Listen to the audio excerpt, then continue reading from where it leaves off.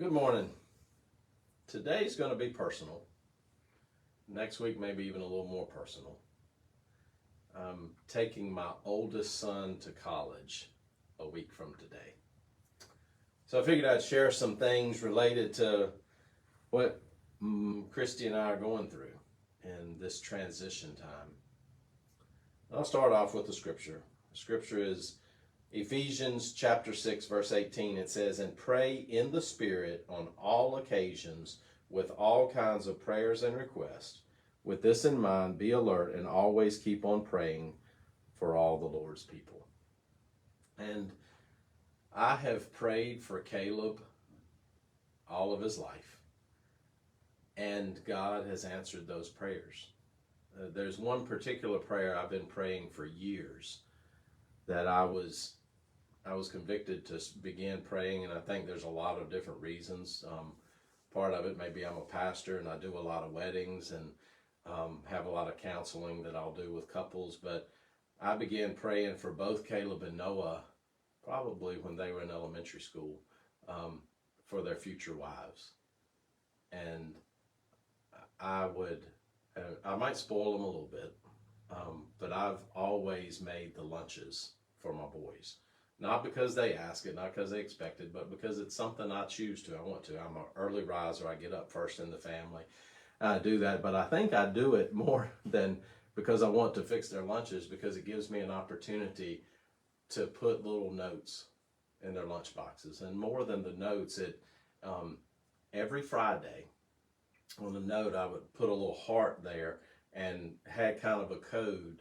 And they knew that code meant that that day I prayed for their future wife. And I've been doing that for years.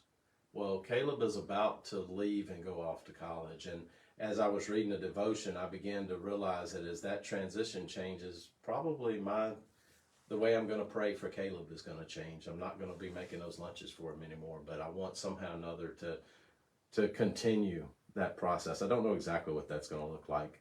I'll continue praying for Noah and now Riley in the similar way I've been praying. But I've been convicted to do a little bit more for Caleb, and I'll probably carry over to the others too. And I will continue to pray for a future wife for the boys, a future husband for Riley.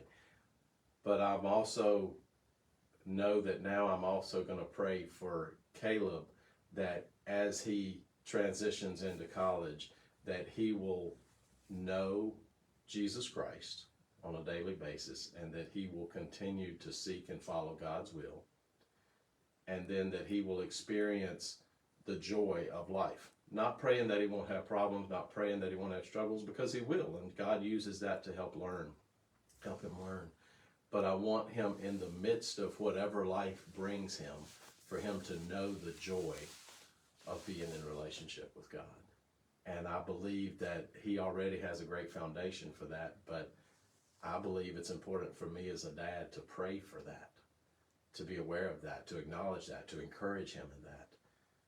And I believe Scripture all throughout it, as it talks about relationships, maybe parents, grandparents, whatever it may be, I'm wondering how much we really pray for our children.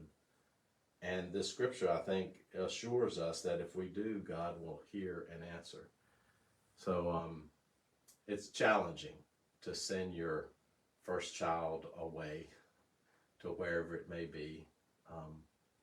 But it's an exciting time for us, bittersweet in some ways. But when we know he's going with God, it makes all the difference in the world. And God promises to hear and answer our prayers.